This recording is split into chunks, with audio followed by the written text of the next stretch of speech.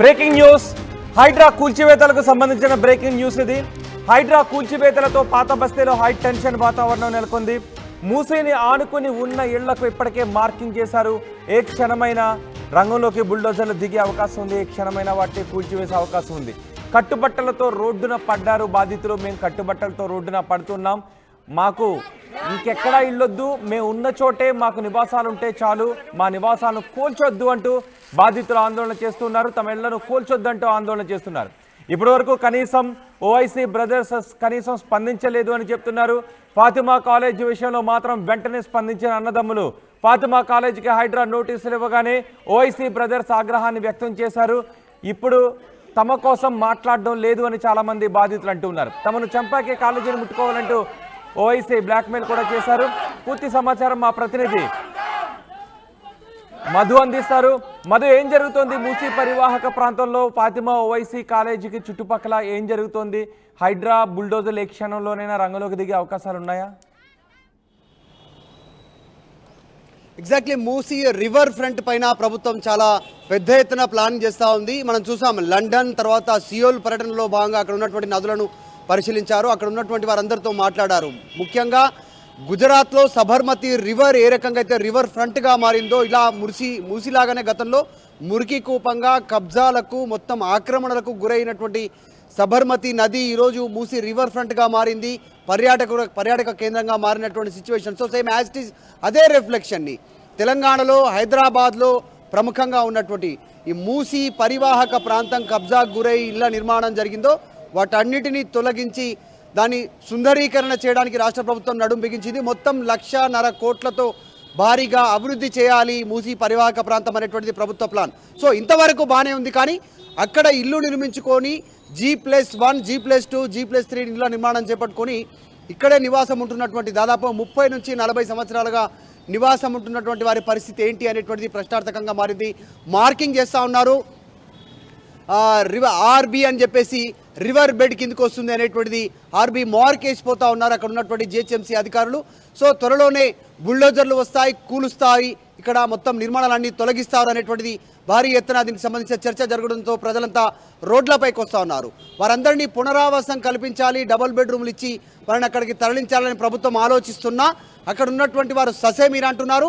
ఇదంతా వరకు ఓకే, కానీ ఓవైసీ బ్రదర్స్కి సంబంధించినటువంటి కాన్స్టిట్యున్సీస్ ఇవన్నీ కూడా వారి ఎంఐఎం పార్టీ ఎమ్మెల్యేలు ప్రాతినిధ్యం వహిస్తున్నటువంటి ప్రాంతాలు ఇవన్నీ కూడా ఈ మూసీ పరివాహక ప్రాంతం అంతా కూడా ఈ పేదలు నివసిస్తున్నారు. అత్యంత పేదరికానికి చెందినటువంటి వాళ్ళు అక్కడ కొద్దిమంది గుడిసెలు వేసుకున్నారు, రేకుల రూమ్లు ఉన్నాయి, కొద్దిమంది పక్కా ఇల్లు నిర్మాణం చేసుకున్నారు, కొద్దిమంది పెద్ద పెద్ద ఇల్లు కట్టుకున్నారు. వాళ్ళంతా కూడా సో ఆ ఇళ్ల నిర్మాణాన్ని తొలగిస్తాము అనేటువంటిది ఇప్పుడు ప్రభుత్వం చెప్తుంటే కనీసం ఓవైసీ బ్రదర్స్ నోరు మెదపట్లేదు అనేటువంటిది ఇప్పుడు కొంత బిగ్ క్వశ్చన్.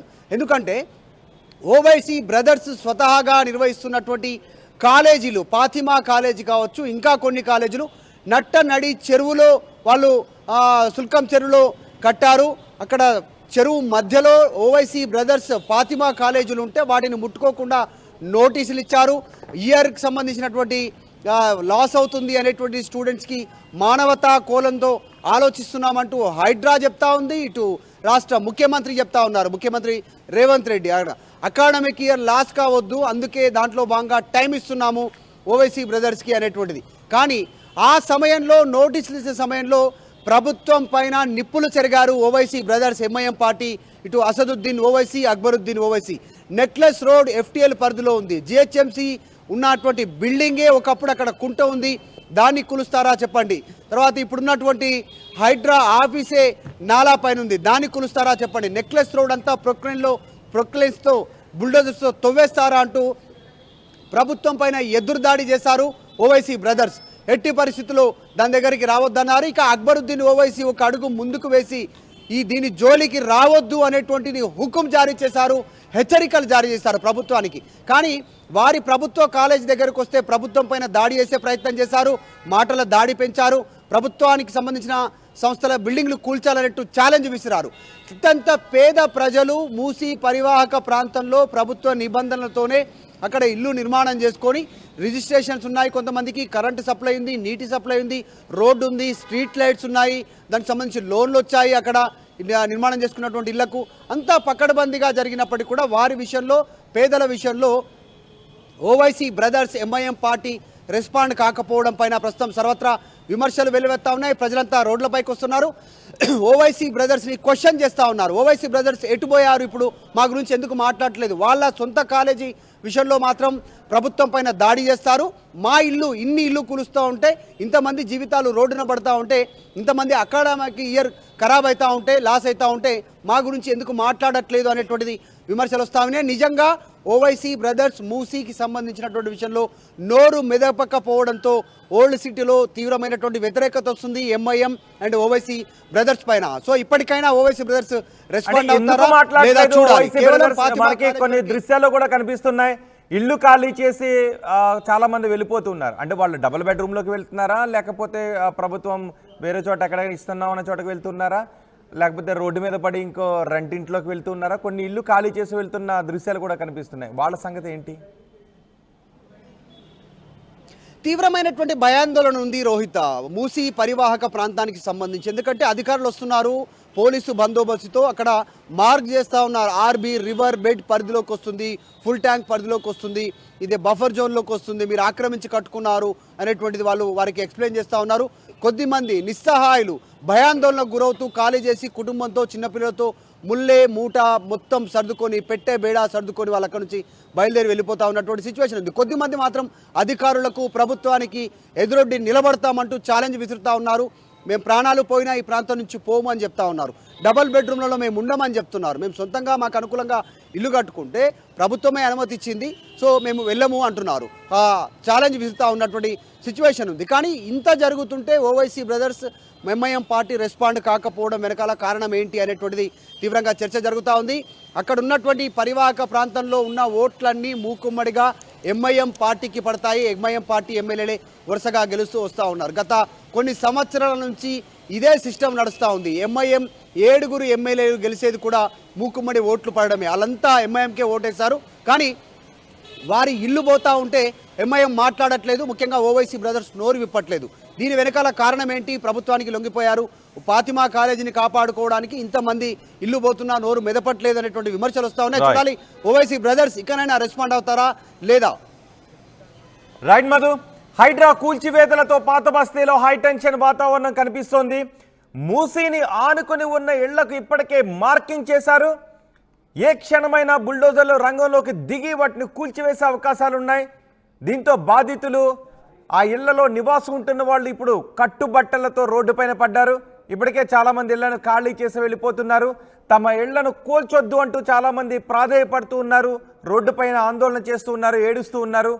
ఈ నేపథ్యంలో ఇప్పటి వరకు కనీసం ఓవైసీ బ్రదర్స్ ఈ పేదల ఇళ్ల గురించి స్పందించలేదు. ఓవైసీ బ్రదర్స్ ఫాతిమా కాలేజీ విషయంలో మాత్రం వెంటనే స్పందించారు. ఫాతిమా కాలేజీకి హైడ్రా నోటీసులు ఇవ్వగానే ఓవైసీ బ్రదర్స్ స్పందించారు. నెక్లెస్ రోడ్ని కూల్చివేస్తారా, ఇక ప్రభుత్వ భవనాలు చాలా ఎఫ్టీఎల్లో ఉన్నాయి, బఫర్ జోన్లో ఉన్నాయి, వాటిని కూల్చివేస్తారా అంటూ ఆగ్రహాన్ని వ్యక్తం చేశారు. మమ్మల్ని చంపిన తర్వాతే కాలేజ్ దగ్గరికి రండి అంటూ కూడా ఓవైసీ బ్రదర్స్ అన్నారు. కానీ మూసీ పరివాహక ప్రాంతంలో ఉన్న పేదల ఇళ్ల గురించి ఓవైసీ బ్రదర్స్ ఎందుకు మాట్లాడడం లేదు? తమ కాలేజీల గురించి మాట్లాడిన ఓవైసీ బ్రదర్స్ పేదల ఇళ్ల విషయానికి వచ్చేసరికి వాటిని కూల్చివేస్తున్నా, వాటికి మార్కింగ్ ఇస్తున్నా, పేదలు రోడ్డుపై పడుతున్నా, తమను దాటి పేదల ఇళ్ల దగ్గరికి వెళ్ళండి అని ఎందుకు ఓవైసీ బ్రదర్స్ ప్రశ్నించలేదు అని చాలామంది అడుగుతూ ఉన్నారు. తమ కాలేజీల విషయంలో మాత్రం తమను చంపాకే కాలేజీని ముట్టుకోండి అని ఓవైసీ బ్రదర్స్ బ్లాక్మెయిల్ చేశారు.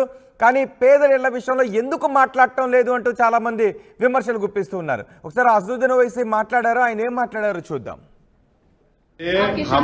हमने हमारे कॉरपोरेटर्स ने